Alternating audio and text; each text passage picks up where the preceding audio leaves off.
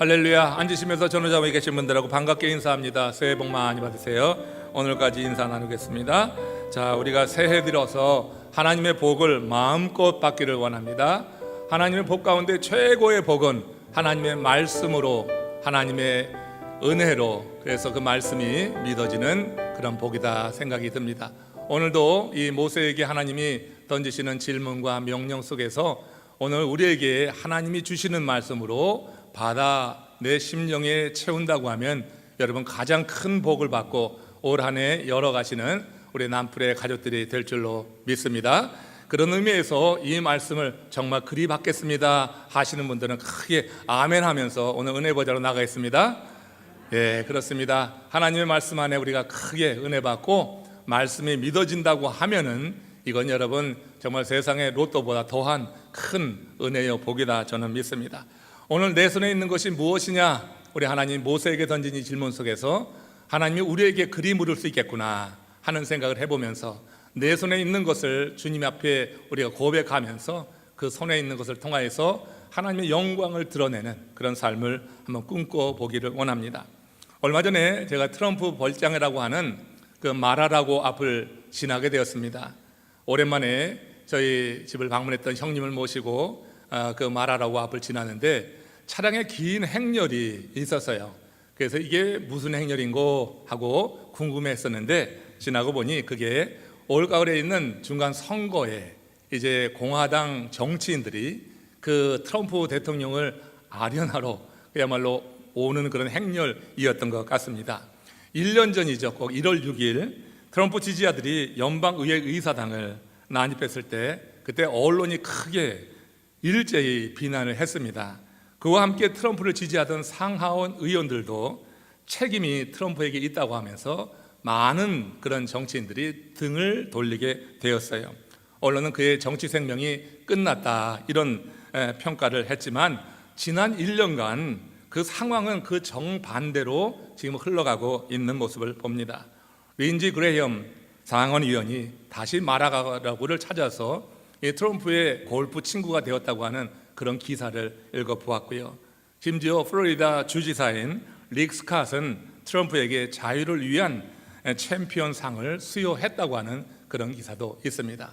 트럼프의 입지가 공화당 내에서 굉장히 강화되고 있다고 하는 것을 이렇게 그의 말하라고 별장을 찾는 정치인들의 행렬을 통해서 볼 수가 있었어요. 이런 의원들이 친 트럼프 입장을 다시 견지하는 것은 공화당 내에 그런 당원들의 여론과 상관이 있는 것입니다. 그 저변을 이루고 있는 그 당원들의 그런 입장이 트럼프를 향하고 있기 때문에 그렇게 이제 많은 정치인들이 그를 찾는다고 생각을 합니다. 그의 연설은 단순하고 귀에 쏙쏙 들어온다고 하잖아요. 그래서 그의 연설을 들으면 시원하다 이런 얘기를 많이 하는데 대통령 수락 연설을 했을 때 그런 말을 했습니다. 나는 여러분을 대변하는 소리입니다. 나만이 미국의 병폐를 다 해결할 수 있습니다. 이런 선언을 했어요. 정치인으로서는 얼마든지 할 수 있는 그런 선언이요 말이지만 저는 목사로 크리스천으로 보면은 이것처럼 오만한 말도 없다 하는 생각을 해보는 것입니다. 나만이 미국의 병폐를 다 해결한다니 이게 말이 됩니까? 여러분 사람이 부와 권력을 손에 쥐게 되면 이런 메시아 컴플렉스에 걸려서 자신이 뭔가 된 듯 하는 그런 착각에 빠지는 경우가 있는 것을 봅니다. 사실 이런 오만함은요 오늘 본문의 주인공인 모세도 한때 이런 오만함을 가지고 그렇게 부와 권력을 쥐었을 때 그 모습을 보였던 것을 볼 수가 있습니다. 하나님의 부름을 받기 전에 모세는 이 교만한 마음을 가지고 애굽 병사를 살해한 적이 있습니다. 동족을 돕고자 한다고 하는 명분이 있었지만 하나님이 부르심이 없었어요. 하나님이 주신 감동도 없었어요. 하나님의 이끄심도 없이 그는 자기가 갖고 있는 그런 권력을 가지고 자신이 행할 수 있는 일을 해보겠다고 하는 일을 시행하다가 큰 낭패를 겪게 된 거죠. 하나님 분명히 모세를 이스라엘을 출애굽시킬 지도자로 택하신 것이 확실합니다. 그러나 하나님은 그렇게 자기의 힘을 의지해서 그 백성을 애굽에서 불러낼 수 있는 도구로 이 트럼프를 쓸 수가 없었어요.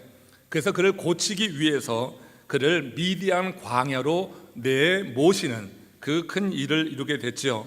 하나님은 그를 이스라엘 백성을 구원하는 도구로 쓰기 위해서 그에게는 정말 아픈 일이었지만 농부들이 모판에서 모를 떼어서 논에 갖다가 심듯이 지금 저 바로 왕궁이라고 하는 온실에서 이 모세를 떼어 가지고 허허벌판인 미디안 광야에 심는 그 일을 행하셨다고 하는 것입니다.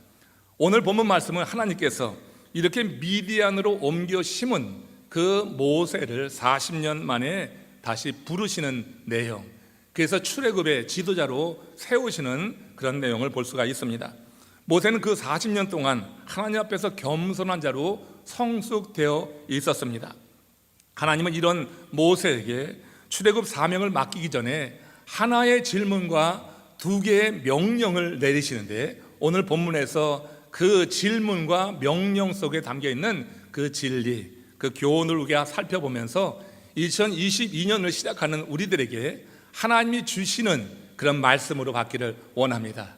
모세에게 던진 그 질문을 하나님이 오늘 나에게 던지는구나, 모세에게 하나님께서 행하신 명령이 오늘 나에게 하나님이 주시는 명령이다, 이렇게 들어보면서 이 말씀의 의미를 해석해보고, 그래서 이 말씀의 뜻을 잘 깨닫는 가운데 올 한 해 하나님의 이끄신 가운데 여러분의 삶 속에 하나님이 이루시고자 하는 일들이 많은 열매로 맺혀지기를 주의 이름으로 축원합니다.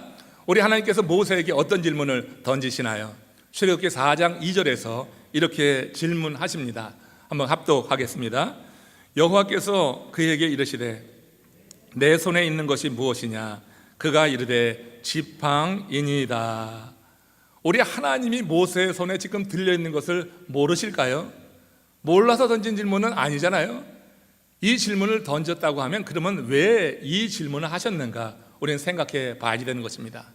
지금 모세에게 하나님이 그의 손에 들린 것이 무엇인지 그 실체를 지금 인식하게 하는 거예요. 지금 그가 갖고 있는 그것이 무엇이냐를 지금 깨닫게 하시면서 그 이후에 주께서 이 모세에게 하고자 하는 말씀을 그에게 전하기 위해서 지금 묻고 있다고 하는 것이에요. 여러분, 모세가 들고 있던 그 지팡이는 미디안 광야에서 흔히 볼 수 있는 메마른 막대기에 불과했을 것입니다. 근데 그 막대기는 그 80의 모세를 생각해 보면은 마치 그 지팡이와 모세가 별로 다름이 없다 하는 생각을 우리가 해볼 수가 있어요. 휘어지고 굽어진 것이 마치 80의 노구를 이끌고 있는 모세의 모습과 다름이 없습니다. 40의 그 아주 창창하고 힘있고 고든 그런 모세의 모습은 사라졌을 것입니다. 80에 그는 등도 휘어졌을 것이고 손도 굽어졌을 것이고 그 광야에서 흔히 볼 수 있는 막대기 같은 모습으로 변화되어 있을 것을 우리가 연상해 볼 수가 있어요. 여기서 우리가 생각하게 되는 것은 우리는 하나님의 위대한 일을 위해서 우리가 큰 능력을 갖추어야지 하나님이 쓰시겠다, 이런 생각을 혹 할 수 있는지 모르지만 정작 하나님께서 당신의 일을 위해서, 특별히 구원하시는 그 일을 위해서 택하시는 사람들을 보면은 모든 것을 갖춘 사람이 결코 아니었다고 하는 것입니다. 다만 그들은 자신은 물론이고 자신이 갖고 있는 소유를 주께서 원하시면은 그것을 내려놓을 줄 아는 그런 사람이었다고 하는 거예요. 하나님은 모세에게 그 중심을 보신 것입니다. 80세에는 자기가 갖고 있는 권력과 부를 가지고 자신이 메시아 컴플렉스에 걸려서 뭔가 할 수 있다고 하는 생각을 가지고 자신의 힘으로 뭔가 이뤄보려고 했지만 지금은 그렇지가 않다고 하는 거예요. 하나님을 향하여서 그 마음이 향해 있고 40년 미디안 생활 속에서 지금 이 모세의 마음에는 주께서 원하시면은 뭐든 내려놓을 수 있겠다는 이와 같은 마음이 준비되어 가고 있었다고 하는 거예요. 한편 우리 하나님께서 우리를 쓰실 때 보면은 하나님이 택한 사람들을 실전에 투입하실 때 보면요, 그들에게 매우 익숙한 것을 사용하시는구나 하는 것을 지금 모세에게 지팡이를 지금 알게 하고 내 손에 있는 것이 무엇이냐 하면서 그에 대해서 더 특별하게 인식하게 하는 이 질문에 담겨 있다고 하는 거예요. 하나님이 모세를 실전에 투입하기 전에 지금 이처럼 모세의 손에 들려서 매우 익숙한 지팡이에 대해서 다시 한번 생각하게 하셨다고 하는 거예요. 우리 하나님께서는 당신이 택한 사람들이 전혀 알지도 못하는 것, 익숙하지 않은 상황으로 몰아놓고 당신의 일을 행하라고 그렇게 요구하시는 법이 없어요. 하나님께서 우리에게 주신 은사가 크든 작든 하나님은 우리가 갖고 있는 그 은사, 재능, 우리에게 익숙한 것을 통하여서 오늘 이 시대에도 일하시는 줄로 믿습니다. 하나님은 모세가 지금 갖고 있는 그 지팡이에 집중하게 하면서 모세가 갖고 있었던 그 지팡이를 가지고 행하던 익숙한 일들을 이제 행하게 하기 위해서 지금 이런 질문을 던졌다고 하는 거예요. 한예로 여러분, 하나님께서 다윗을 통하여서 블레셋의 골리앗을 치심으로 이스라엘을 구원하신 적이 있으셨죠. 그때 여러분, 하나님께서 이 다윗에게 보기 원했던 것이 무엇인지 우리는 그 다윗이 골리앗 앞에 나서는 그 장면에서 알 수가 있는데, 사울 왕은 자신이 입던 갑옷과 그 투구를 벗어서 다윗에게 입히고 자신이 쓰던 큰 무거운 칼을 다윗의 손에 들렸어요. 그 당시만 해도 다윗은 어린 소년이었습니다. 청소년에 불과했는데 이 사울은 자기 장정한 그 거구의 몸이 입던 갑옷을 그에게 입히고 투구를 씌우고 칼을 들려서 내보내서 골리앗과 한번 나가 싸워보라 했는데, 지금 여러분, 다윗이 왕의 명령이니까, 왕이 말하니까 마지못해서 갑옷도 입고 투구도 쓰고 그 손에 칼을 들어봤는데, 근데 이게 한두 번은 걸어보니까 너무 불편한 거예요. 그래서 다 벗어내지 않습니까? 그러면서 성경에 뭐라고 기록되어 있냐면 익숙하지 못함으로 이런 말이 있어요. 다윗에게 익숙한 것이 아니에요. 갑옷과 투구와 칼은 사울 왕에게는 익숙한 거예요. 그러나 다윗에게는 전혀 익숙한 것이 아니에요. 그러니까 자기에게 익숙하지 않은 그것을 벗어내고 다윗은 자기에게 익숙한 물매와 돌 하나 가지고 이제 나가서 단번에 골리앗을 제압하잖아요. 그 상황을 한번 봅시다. 사무엘상 17장 50절 말씀입니다. 같이 합독하겠습니다. 다윗이 이같이 물매와 돌로 블레셋 사람을 이기고 그를 쳐 죽였으나 자기 손에는 칼이 없었더라.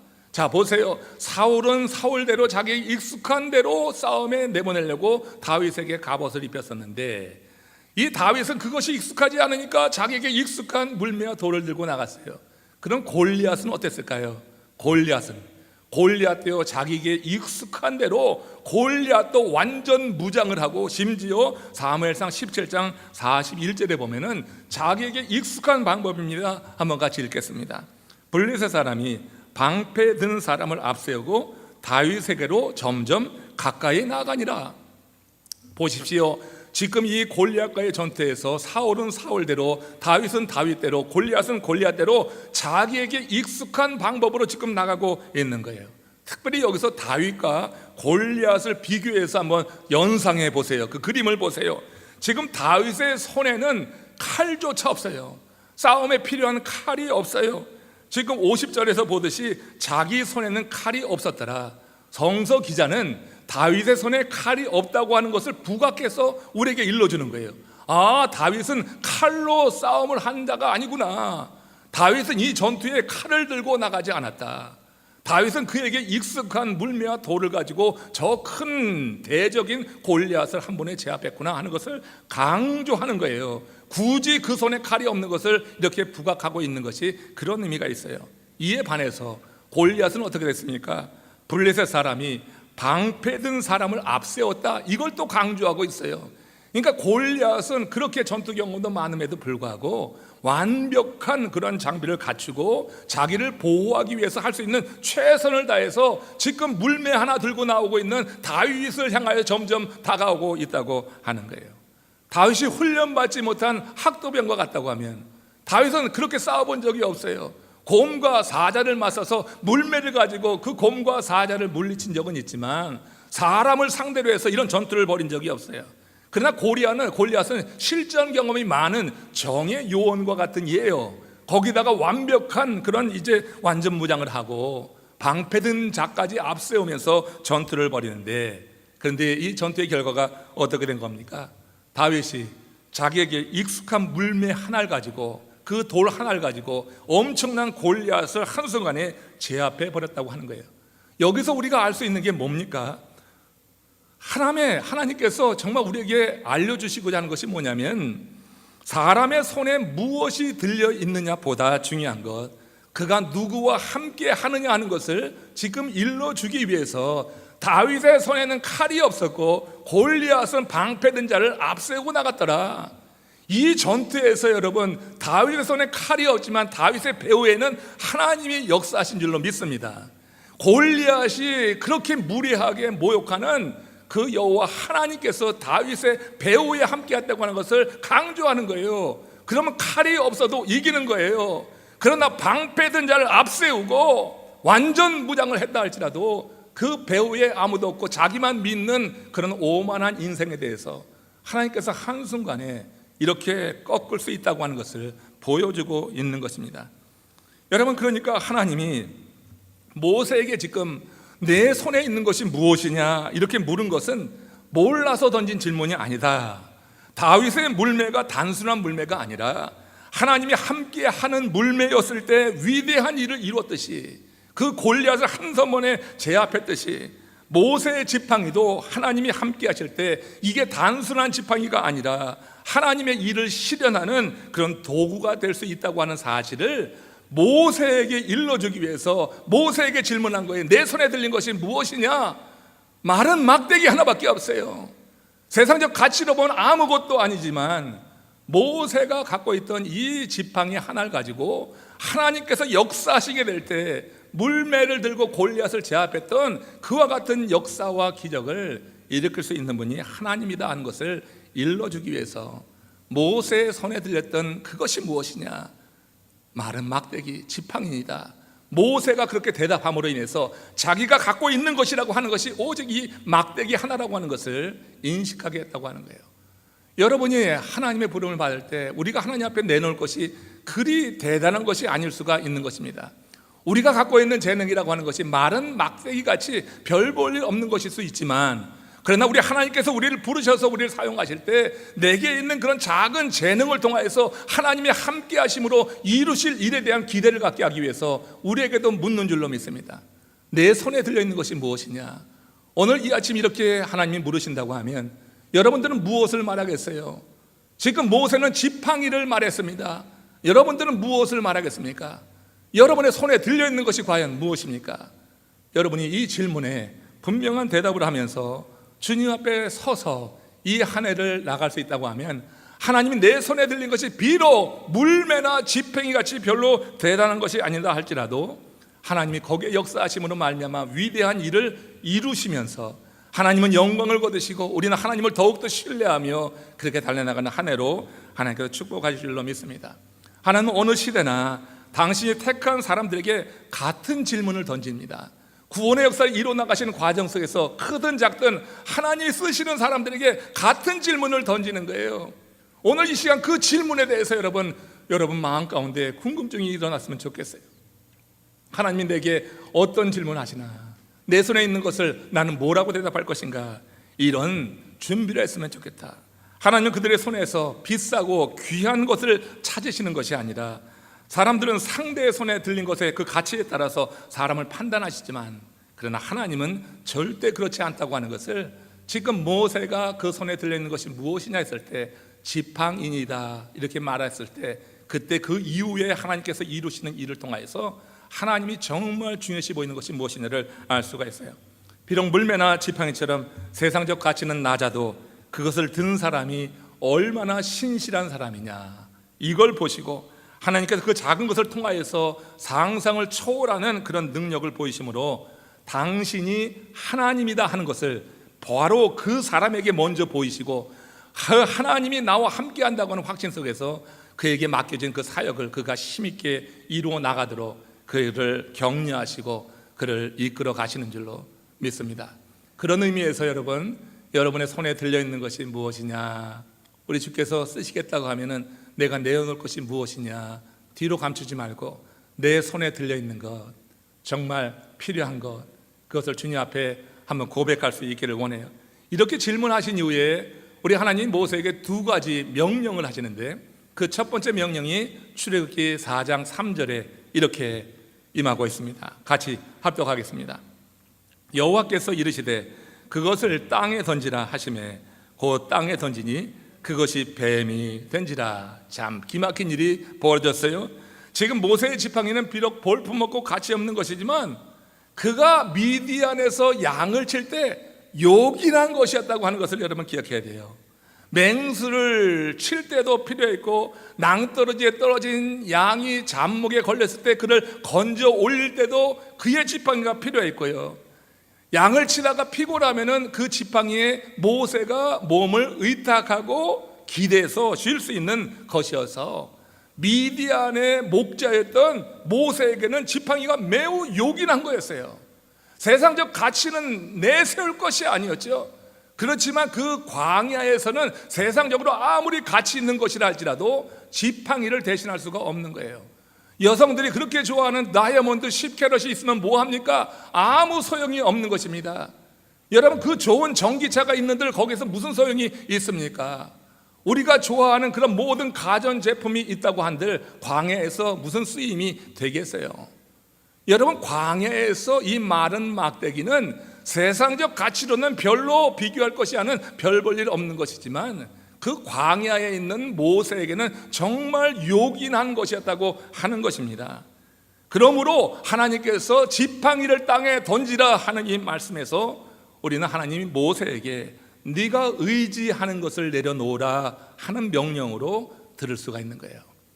여러분들이 의지하던 것이 무엇인가? 이 명령을 받으면서 한번 생각해 보세요. 하나님이 우리에게 물을 때 내 손에 있는 것이 이것입니다, 내가 지금 갖고 있는 것이 이것입니다 이렇게 내놨는데 이것이 여러분들이 의지하는 것이었다고 하면은 그것을 내려놓을 수 있는가 하는 이런 질문으로 들어봐야지 되는 것입니다. 여러분, 살다 보면은 이것 없으면 큰일 날 것 같이 우리가 의지하는 것이 있지 않습니까? 여러분들 그런 거 있지 않아요? 살다 보면 이것이 없으면 나는 정말 살 수가 없어 하는 것 여러분 있다고 하면 그게 바로 우상이 되는 것입니다. 이것 없이 살 수 없다, 하나님 말고 이것 없이 내가 살 수 없다 하는 것이 내가 지금 있다고 하면은 그것이 우상이다. 하나님을 믿노라 하면서도 하나님보다 더 의지하는 그것이 있다면 그것이 여러분 우상을 섬기는 것이다 하는 것입니다. 이런 관점에서 보면은 지금 여러분 오늘날 많은 성도들에게도 우상을 섬기는 자가 있는 것을 보는 거예요. 이것 아니면은 정말 큰일 날 것처럼 생각하는 것이 있다, 하나님보다 더 의지하는 것이 있다고 하면 여러분은 우상을 지금 섬기고 있는 거예요. 우상을 돌이나 어떤 금속으로 만든 형상으로만 생각하기 때문에 나는 우상을 섬기지 않는다고 이렇게 말할지 모르지만은, 그러나 여러분, 바울은 하나님 외에 다른 것을 의지하는 그것이 모두 다 우상을 숭배하는 것이다 이렇게 말씀했거든요. 그러니까 여러분, 돌이나 뭐 금속 같은 눈에 보이는 형상을 가서 그 숭배하고 절하고 한다고 해서만 우상을 섬기는 게 아니에요. 바울이 말한 거 골로새서 3장 5절 말씀을 함께 읽겠습니다. 같이 합독해 읽겠습니다. 시작. 그러므로 땅에 있는 지체를 죽이라. 곧 음란과 부정과 사욕과 악한 정욕과 탐심이니 탐심은 우상이니라. 지금 바울은 탐심을 우상이라고 적시했어요. 분명히 형상이 없는 탐심이 우상이 될 수 있다고 하는 거예요. 내 안에 탐심이 가득하면은 그게 우상이 되는 거예요. 내 안에 하나님의 말씀으로 가득해서 하나님의 영으로 충만해서 하나님의 말씀과 하나님의 영으로 인도함을 받아야 되는데, 내 안에 가득한 탐심이 내 삶을 이끌어간다고 하면 그 탐심이 우상이라고 하는 것을 지금 바울은 말하고 있는 것입니다. 여러분, 그렇기 때문에 눈에 보이지 않는 것이 우상이 될 수 있는 거예요. 하나님보다 더 의지하는 눈에 보이지 않는 그것이 나에게 우상이 될 수 있다고 하면 여러분들에게 지금 우상으로 지금 생각되어지는 것이 무엇입니까? 어떤 얘기는 자녀가 우상이 아닙니까? 자녀라고 하면 껍벅 죽는 그런 부모들이 있어요. 자녀라고 하면 하나님을 예배하는 것도 다 뒤로 물리고 자녀 우선주의적인 삶을 사는 경우가 있어요. 자녀가 우상이 되고 있는 것이에요. 어떤 얘기는 권력이 우상이 되는 것입니다. 왜 지금 공화당의 그 정치인들이 말하라고로 지금 그렇게 몰려가고 있습니까? 트럼프가 권력을 갖고 있다고 생각하는 거예요. 실제적인 권력이 트럼프 전 대통령에게 있다고 생각하니까 그 많은 정치인들이 말하라고로 몰려오고 있어요. 그 근방에 가보세요. 차량 행렬 지금 많습니다. 많이들 찾아오고 있습니다. 여러분, 우리가 권력이라고 하는 것에 지배를 당하게 될 때 이 권력이 우상 숭배가 되는 거예요. 믿노라고 하면서도 정치에 나서는 많은 크리스찬들이 정말 이런 모습을 보이는 것을 우리는 자주 보면서 정말 좌절감을 느낍니다. 권력이 우상이 되어는 안 돼요. 나만이 미국의 병폐를 고칠 수 있다고 그렇게 정치인으로서는 말할 수 있죠. 그러나 크리스찬이 그런 말을 해서는 곤란한 것입니다. 어떤 이에게는 인기가 우상이 돼요. 사람들이 알아주지 않고 인정해주지 않으면 인생 다 산 것처럼 그렇게 여러분 모든 일을 포기하는 경우가 있어요. 교회에서 누가 알아주지 않으면 장기간 방학에 들어가는 경우가 있는 분들이 있어요. 과거에 그런 경험이 있었다고 하면 여러분 그것은 내 자신을 드러내고자 하는 이런 인정에 대한 욕망과 그 갈급한 마음이 우상이 되어서 그를 다스리고 있기 때문에, 그래서 여러분 그런 것입니다. 하나님을 예배하는데 무슨 방학이에요. 방학한 사람 찾아다니지 않습니다. 그런 일 하지 마십시오. 방학이 무슨 방학입니까? 하나님의 은혜가 얼마나 큰데, 나를 위해서 하나님께서 행하신 일이 얼마나 많은데, 나 같은 인생을 위해서 하나님께서 독생자를 보내주시고 우리의 죄를 대속하신 그 사랑이 얼마나 큰데 어디서 방학이에요? 어디서?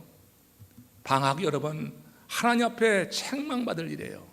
우리 자신이 인정받으려고 하는 이 욕망, 이것도 우상이 될 수 있는 것입니다. 우리에게 또 우상이 될 수 있는 것 가운데 요즘 같은 시기에는 건강입니다. 건강이 우상이 될 수 있어요. 모든 생각의 중심이 건강이에요. 그래서 여러분 우리가 이 건강에 의해서 완전히 지배당하는 경우가 있지 않습니까? 우리가 여러분 눈에 보이는 돌과 금속만이 그것이 우상이 아니라 우리의 생각을 지배하고 우리의 삶을 이끌어가는 그것이 하나님 외의 것이라고 하면 그것이 다 우상이 될 수 있다고 하는 것을 여러분 기억하셔야 돼요. 그러나 뭐니 해도 현대인들에게 가장 큰 우상이 뭡니까? 뭐니 해도 money지요. 이 돈에 대한 탐심, 돈에 대한 탐심은 그야말로 가장 강력한 우상이 될 거예요. 여러분 돈은 우리에게 자기를 의지하지 말라고 하는 거 아십니까? 돈이 그렇게 말하더라고요. 들어보셨어요? 돈이 여러분 의지하지 말래요. 자기를 의지하지 말래. 제 말이 아니에요. 미국 화폐에 보면은 In God we trust라고 되어 있어요. 돈이 자기를 의지하지 말래요. 돈이 우리가 하나님을 의지하라고 그렇게 돈이 말하고 있어요. 근데 여러분 우리는 돈을 그렇게 여러분 의지하지 않습니까? 화폐에 이 단어를 쓴 그 사람, 이 생각을 한 사람이 참 기막힌 거예요. 사람이 돈을 의지하고 돈을 숭배할 것을 아니까 돈에다가 그냥 박아가지고 In God we trust, 하나님을 난 믿노라, 하나님을 의지해야 된다고 하는 것을 우리에게 일러주는 것. 미국이 청교도 정신에 세워진 그런 나라임을 그 돈에서 볼 수 있잖아요. 얼마나 멋진 그런 나라입니까? 원래 세워질 때 In God we trust. 우리는 물질을 그렇게 숭배하는데 돈은 우리에게 말하는 거예요. 하나님을 신뢰하십시오, 이렇게 말하고 있어요. 이 시대 수많은 사람들이 하나님보다 그 은행 계좌에 남아있는 밸런스를 더 신뢰하는 경우가 있어서 돈이 없으면 그렇게 불안한 거예요.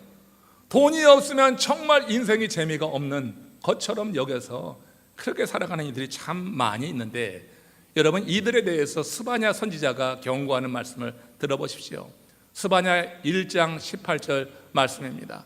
합독하겠습니다. 그들의 은과 금이 여호와의 분노의 날에 능히 그들을 건지지 못할 것이라. 우리가 여러분 우리의 삶이라고 하는 것이 이 땅에서 사는 것으로 끝나는 게 아니에요. 우리는 영원한 삶을 소망하는 하나님의 사람인 줄로 믿습니다. 돈과 은과 금이 여호와의 분노의 날에 우리를 건지지 못해요. 하나님을 신뢰하는 믿음이 여호와의 분노의 날에 우리를 건지는 줄로 믿으시기를 바랍니다. 우리가 무엇을 신뢰해야 될지 그것을 분명히 밝히고 있는 거예요. 돈이 우리에게 그렇게 말하는 거 여러분 늘 기억하십시오. 화폐를 쓸 때마다 나는 돈을 의지하지 않고 하나님을 의지하노라, 이런 고백을 하면서 여러분 그 돈을 사용하신다고 하면 돈의 유혹에서 우리를 지키고 탐욕을 덜고 하나님을 신실하게 섬기는데, 하나님이 내게 주신 물질을 그렇게 잘 사용하는 가운데 하나님께 영광을 돌리고 이 땅에서 하나님이 채워주시고 풍성케 하시는 삶뿐만 아니라 영원까지 이어주시는 그래서 하나님의 분노의 날에 우리 하나님께서 우리를 건지셔서 영생에 이르게 하는 그런 복을 누리게 하실 줄로 믿습니다. 우리가 진정으로 섬기고 신뢰해야 될 것이 무엇인가를 분명히 알아야 될 거예요. 하나님 모세에게 명하신 것을 이제 바꾸어서, 모세가 미디안 광야에 있을 때 돈보다 더 중요했던 것은 마른 지팡이였던 거예요. 그 지팡이를 지금 우리의 상황으로 바꾸어 보서 하나님이 명령한다고 하면은 돈을 다 내려놓으라고 하는 뜻으로 해석할 수도 있어요. 모든 사람에게 항상 돈을 내려놓으라고 말씀하지는 않아요. 그러나 하나님께서 특별한 목적을 가지고 특별한 어떤 일을 위해서 특정한 사람에게 한번 그리 해봐라 이렇게 말할 때가 있어요. 지팡이를 내려놓으라 하듯이 내가 의지하던 것을 내려놓아야지 내가 너를 쓰겠다 하는 생각에서 하나님께서 그렇게 명령하실 때가 있어요. 한번 여러분 그 명령을 성령의 감동에 따라서 받았다고 하십시오.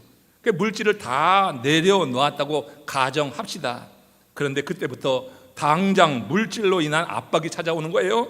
그러더니 집안 곳곳에 차압딱지가 다 가서 붙는다고 하면은 여러분 뭐라고 하겠어요? 누구나 다 하나님 당신 뜻대로 했는데 이게 뭡니까 하고 불평이 나오지 않겠어요? 이렇게 여러분 현실과 직결된 일로 시험이 오는 경우에 갈등이 정말 깊어지는 거예요.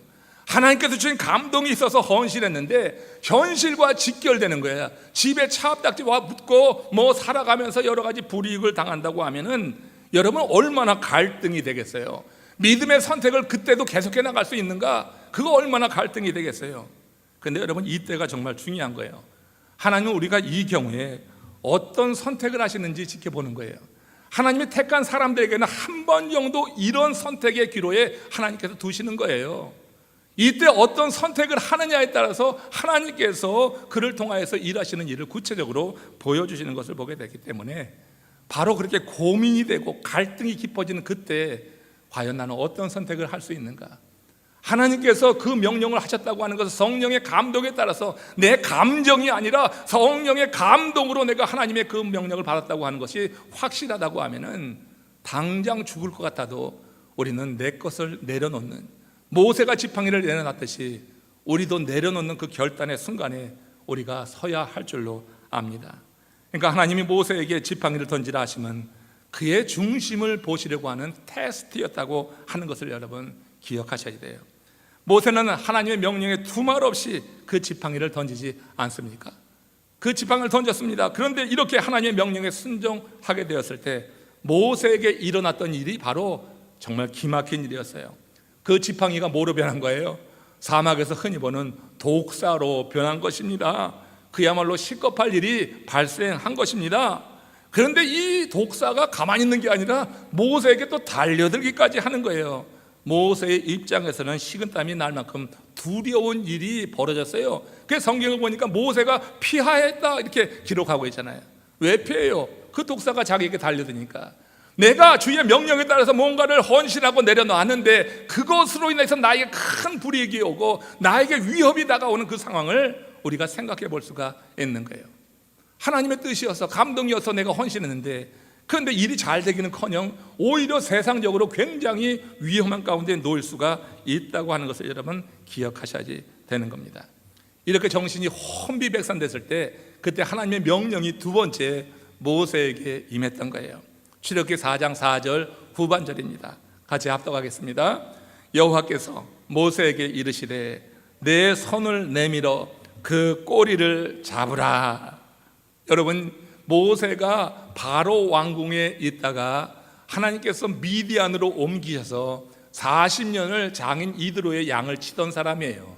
그러니까 그 광야 경험에서 많은 독사들을 받고 그 뱀을 잡을 때는 절대로 꼬리를 잡으면 안 된다 하는 것을 그는 많은 경험을 통하여서 알고 있었을 것입니다. 그런데 하나님께서 지금 명령하시는 것은 그 독사의 꼬리를 잡으라고 하는 게, 자기를 향하여서 혀를 낼름대고 다가오고 위협하고 있는데 그 독사의 꼬리를 잡으라고 하는 것, 이 명령이 두 번째 명령이라고 하는 거예요. 여러분 이런 상황이 되는 것, 이것이 얼마나 큰 갈등이 되겠어요. 내가 생각할 때는 도대체 말이 되지 않는 건데 하나님이 명령하시니까 고민이 되는 거예요. 하나님의 명령이라고 생각하지 않고 이것이 하나님의 말씀이라고 생각하지 않으면 고민하지 않아도 되는데, 내가 하나님을 믿는 것은 확실한데, 하나님은 살아계시는데, 하나님의 계심을 나는 인정하고 하나님의 임재를 경험하고 있는데, 근데 하나님께서 명령하시는데 뱀의 꼬리를 잡으라고 하니 이게 상식적으로 말이 되는가? 내 생각에는 말이 되지 않는 그 명령을 하나님이 하신다고 할 때 얼마나 큰 갈등이 일어나겠어요. 내 생각에는 그렇게 하면 안 되는데 하나님은 명령하시는 거예요.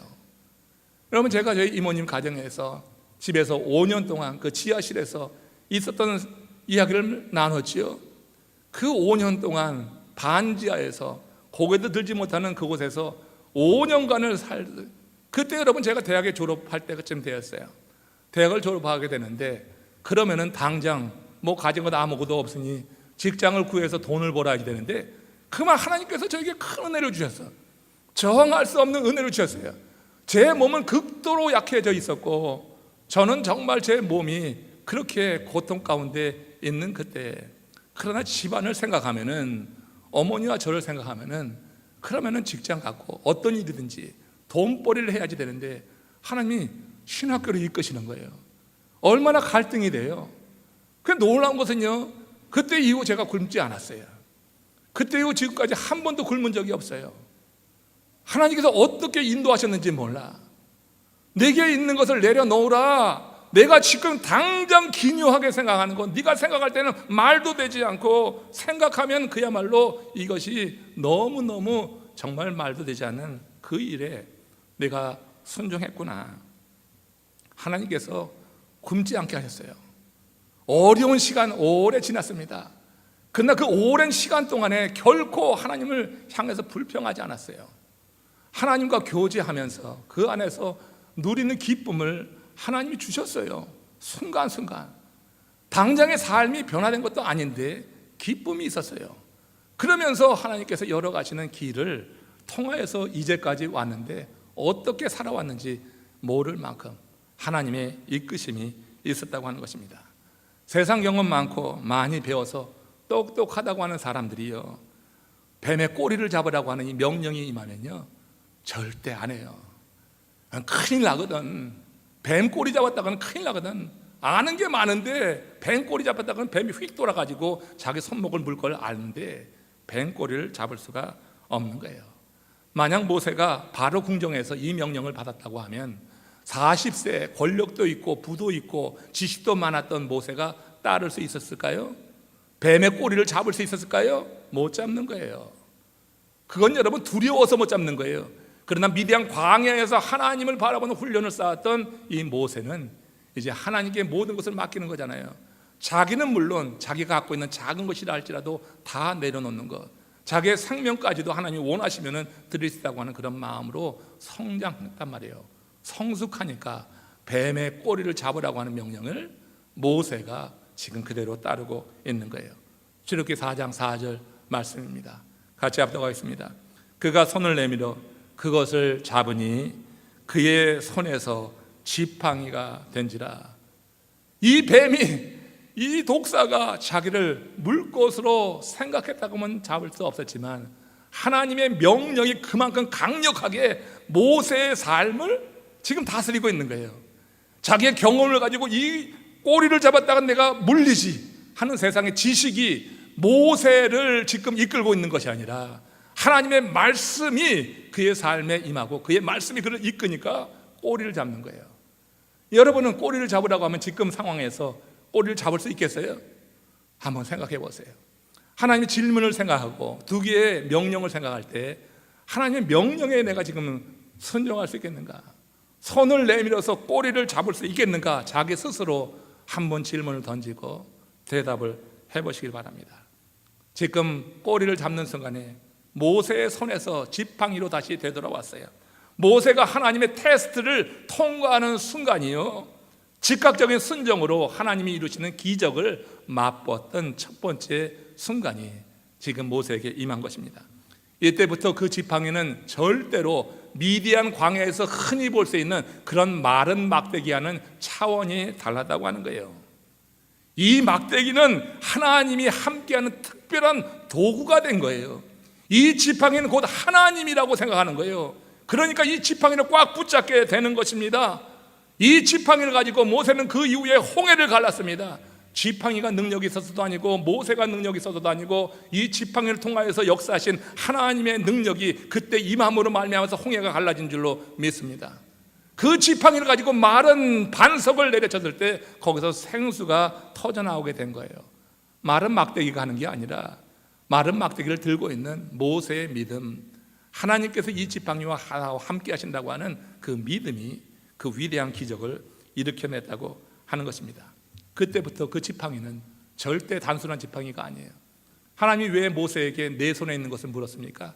비록 하찮은 것이지만, 물질의 가치는 아무것도 아니지만 그 손에 들려있는 이 지팡이를 통하여서 하나님께서 이렇게 두 가지 명령을 통하여서 이 지팡이가 보통 지팡이가 아니라 내가 너와 함께 한다고 하는 의미로 내가 내게 주는 것이다 하는 것을 일러주기 위해서 이렇게 질문하고 명령을 내리신 거예요. 여기서 깨닫는 것은 우리가 하나님의 명령이 성령의 감동에서 우리 가운데 임할 때 그때 일단 따라 보자고 하는 거예요.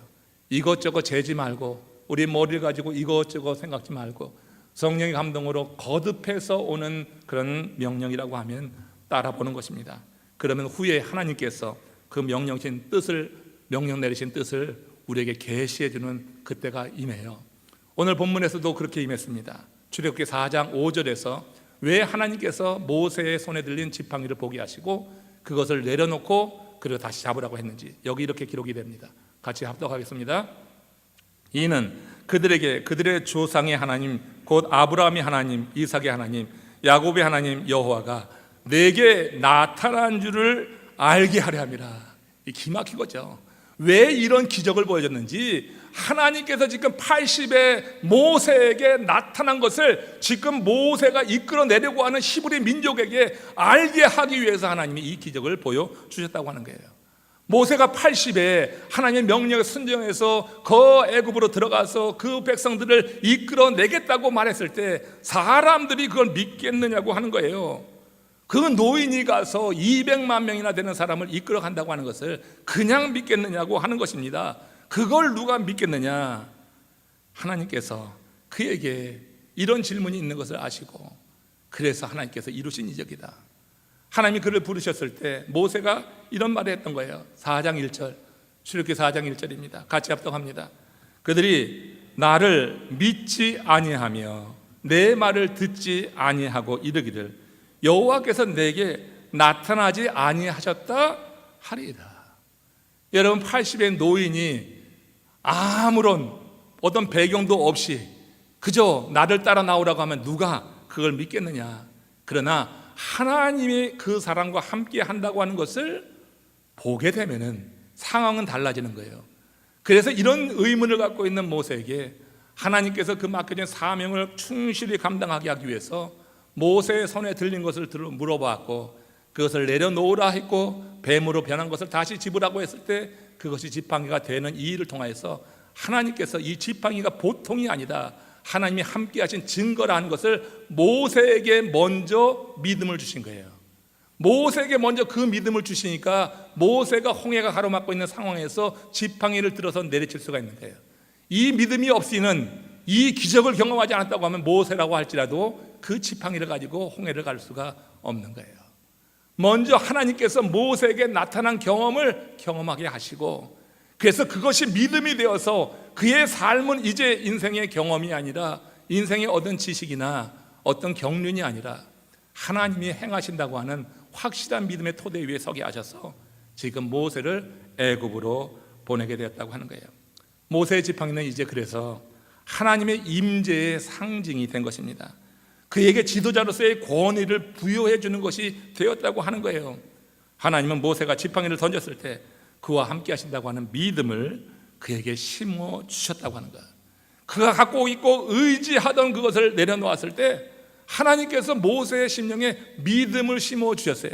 그러니까 모세가 내려놓은 것 이상으로 하나님이 모세에게 큰 보상을 주신 거예요.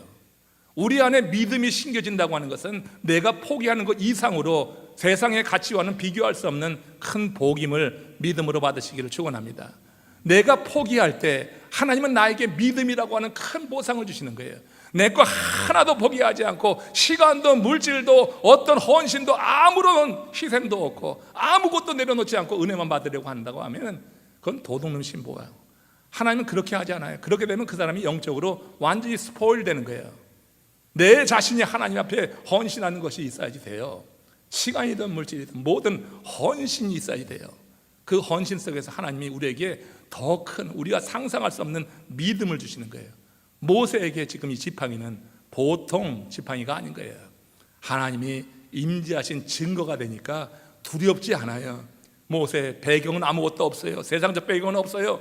그런데 모세가 바로 왕 앞에 서서 이제 하나님의 백성을 내놓으라고 그렇게 담대하게 선언했거든. 그의 손에 지팡이가 들려 있었기 때문에 그렇게 행한 것입니다.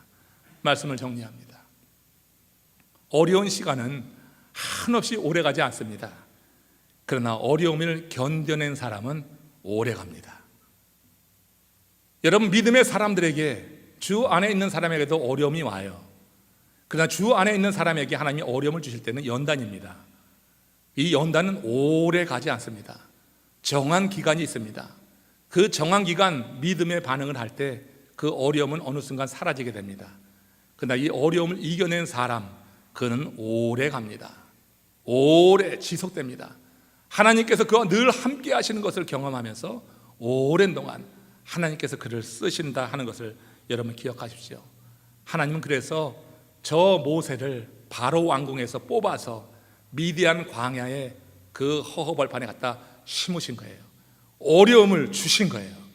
어려운 시간을 겪게 하셨어요. 그러면서 이 모세로 하여금 이제 그 어려움 가운데 하나님을 경험하게 하심으로 인해서 하나님께서 그를 오래 쓰시기 위해서 80의 그를 애굽에 보내셔서 120세까지 40년을 하나님이 쓰시면서 하나님의 구원의 역사를 이루어내신 줄로 믿습니다. 이런 사람이요, 하나님의 일을 하면서 흔들리지 않고 끝까지 감당하게 되는 겁니다. 자기에게 나타난 하나님의 뜻을 어떤 상황에서든지 모든 이들에게 선포하고 그것을 알리는 사명자로 분명히 서서 사는 줄로 믿습니다. 올 한 해 우리가 그렇게 살아내기를 원합니다. 이 한 해가 주님이 우리를 그렇게 쓰시도록 우리 자신의 손에 들려있는 것, 지팡이라고 하면 지팡이 그대로, 내가 의지하든 너무나 의지하든 그것 우리 하나님이 놓으라고 할 때는 놓을 수 있는 믿음의 성숙한 단계까지 이르기를 우리 한번 이 시간 기도하며 다시 한번 주님의 은혜를 구하겠습니다. 다 같이 고개 숙여서 기도하시겠습니다. 내 가운데 지금 우리 삶 속에 지금 어려운 가운데 처해 있는 분들이 혹시 있을지 모르겠어요. 건강 때문에 어렵고 또 여러분들의 삶이 여러 가지 재정적인 문제로 어렵고 또 인간 관계 때문에 어려운 분들도 있을 수 있습니다. 이 어려움 가운데 우리 하나님께서 두시는 이유가 있어요. 어려움을 통과해야지 그 이후에 오랫동안 하나님이 사용하십니다. 그걸 믿음으로 받으시면서 모세를 쓰신 하나님처럼 우리를 사용하여 주시옵소서. 우리 다 같이 합심으로 기도하며 다시 한번 은혜 보좌로 나가겠습니다.